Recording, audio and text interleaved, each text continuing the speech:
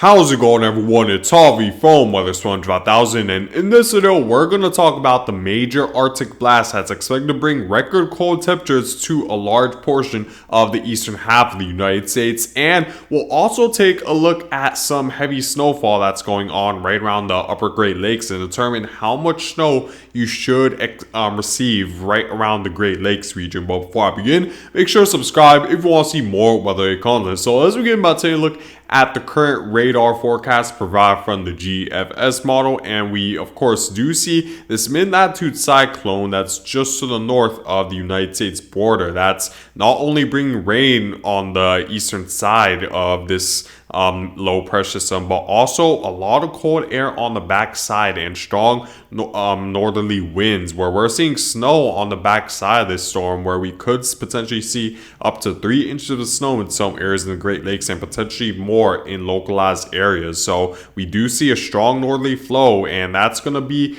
the main catalyst in inducing record-breaking cold for a lot of the eastern half of the United States over the next several days. So if you're in the mood of feeling winter-like temperatures, then you should begin to experience that this week, as we're going to see that strong northerly flow bring record cold temperatures down to the 20s in some areas during the nighttime, and even as far south as the southeast, you could experience lows in the 30s, which is well below what you typically receive during the middle of October. So you should expect very cold temperatures for tonight and over the next several days. Let's take a look now at the temperature anomalies to really determine how cold it should get over the next several days for the eastern half of the United States. So for tonight, we should see temperatures right around 15 to 20 degrees below average in the northern United States, as this will be the area where the worst of the cold will be located. And we see those cold temperatures move further southward as well, where Missouri and Kansas are experiencing temperatures between 10 to 15 degrees below average. And while the GFS model depicts that the temperatures are currently above average along the coast for the southeast and the east coast, if we were to move a little bit more forward, we do see that eventually the cold front will move through the eastern half of the United States, and that will bring the record cold temperatures for a lot of the Midwest and the southeast. We're now on Tuesday, where right around Tuesday night in the southeast, you should experience low temperatures that are close to 20 degrees below average in some areas, including Atlanta, where you could experience temperatures that are close to the freezing point, which is pretty insane to see during the middle of October. This includes other portions of the southeast as well, and of course the Appalachian Mountain ranges could experience temperatures close to 30 degrees below average, which is just an insane number. And there's going to be some records broken right around the Midwest and the southeast with this record cold, thanks to how strong this northwesterly push will be, bringing that cold air further southward. And if I were to move into Wednesday, the cold gets even worse, where we see that Louisiana gets involved, Missouri, Arkansas. We do see those temperatures hover close to around 25 degrees below average, and we see this extend to the northeast coast as well, to a lesser extent than what you're seeing in the southeast and the Ohio River Valley, but still you should experience temperatures below average to a point where it will be noticeable, because even something as little as 10 degrees below average, that's certainly noticeable, especially since we are expected to receive a stronger amount of wind as this trough continues to move eastward, which will make the temperatures feel even colder than what the temperature readings suggest. So that's something to keep in mind as well. And like I said, even into Thursday morning, this cold will continue, and into Friday, this will continue. However, for the Midwest, I would say, at least for the northern Midwest, the cold should end right around the Thursday timeframe. That's when we should see this big ridge continue to dominate and bring more of a southerly push and less of a northerly push that will bring temperatures not only back to average but warmer than average for the northern Midwest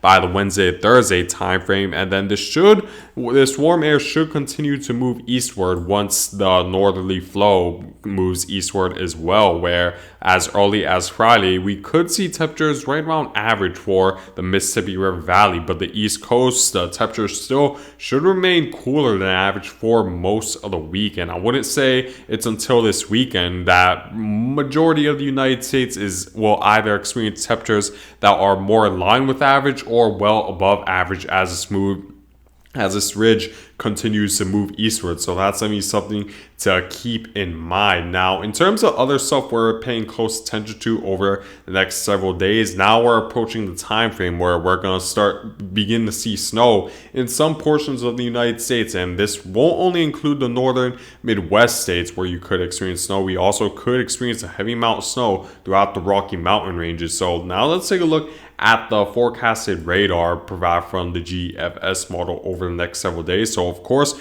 we're going to see this trough linger over the same area for quite a while thanks to a negative tilt in the jet stream that's pretty much that's manipulating the jet stream winds to move from an easterly direction rather than a westerly direction like it should, which is making this low pressure system hover around the Great Lakes region for more than it should, which will allow that cold air to really build throughout the United States and really bring record-breaking cold thanks to the pressure gradient between this ridge and the low pressure system. And of course, it will bring enhanced amount of precipitation, whether it's snowfall and rainfall, to the Great Lakes region. So that's definitely something to be aware of as well. Now, the snow will mainly affect areas that are in the extreme northern portions of the Great Lakes, where it of course is cold enough, and this low pressure system won't move far south enough to really impact those along the northeast coast. But if you're right around the Erie, Pennsylvania area, and even Cleveland and northern Michigan and Wisconsin, you could experience that possibility of snowfall, and some areas could receive accumulating snowfall. Taking a look at what the GFS model is forecasting when it comes to the amount of snow you should expect. This, of course, is assuming that 1 inch of precipitable rainfall will equate to 10 inches of snow. That isn't always the accurate ratio, but most times it is. And plus, the GFS model, when it forecasts the amount of snowfall accumulation, it only forecasts the amount. It only forecasts this based on the amount of snow that falls from the sky, not necessarily the amount of snow that sticks. So the snow readings you see here are a little bit less, will likely be less than what the GFS model is depicting, thanks to the fact that, of course, the 1 to 10 inch ratio isn't always accurate. And plus, it's the GFS model, when making this forecast, is only depicting the amount of snowfall accumulation based on the snowfall rate from the sky, and not really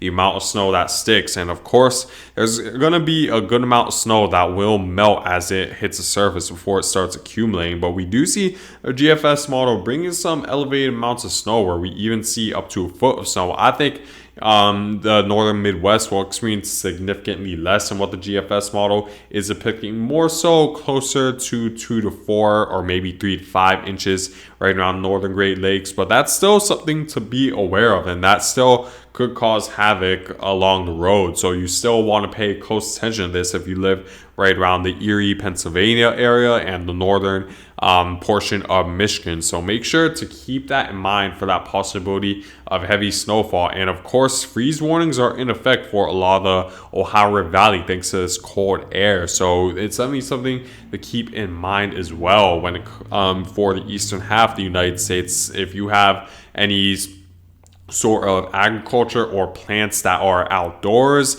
you need to bring them indoors, since it likely will deal with very adverse conditions under this cold. So you want to make sure to take the right precaution as this cold air moves into the eastern half of the United States, as we should experience our first winter temperatures. Here's tonight's forecast when it comes to the temperatures, and we do see Atlanta, Memphis, you could experience temperatures You are expected to receive temperatures in the 30s tonight, which is close to 20 degrees below what you typically experience during the middle of October, which is very,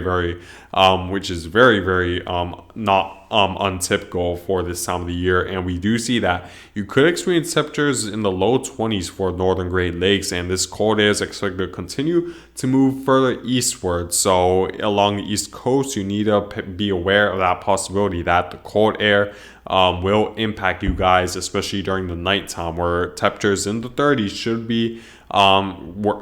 be expected this week for a lot of the northeast and a lot of the areas along the eastern half of the United States. Now, taking a look at my forecast when it comes to this major Arctic blast. Of course, for northern Great Lakes, you should expect right around 1 to 3 inches of snow as trough continues to move eastward. And of course, the Midwest, the Rocky Mountain ranges, will need to pay close attention to that possibility of snow. Let me actually show you guys that real quick based on the GFS model's depiction of the radar. So if I were to continue to move forward, we will see a trough eventually come off the Pacific Northwest coast and bring snow to a lot of the higher elevations of the Rocky Mountain ranges. So keep that in mind of that possibility by this weekend and into early next week. So again, taking a look back at my forecast when it comes to this major Arctic blast, expect temperatures up to 25 degrees below average, as this should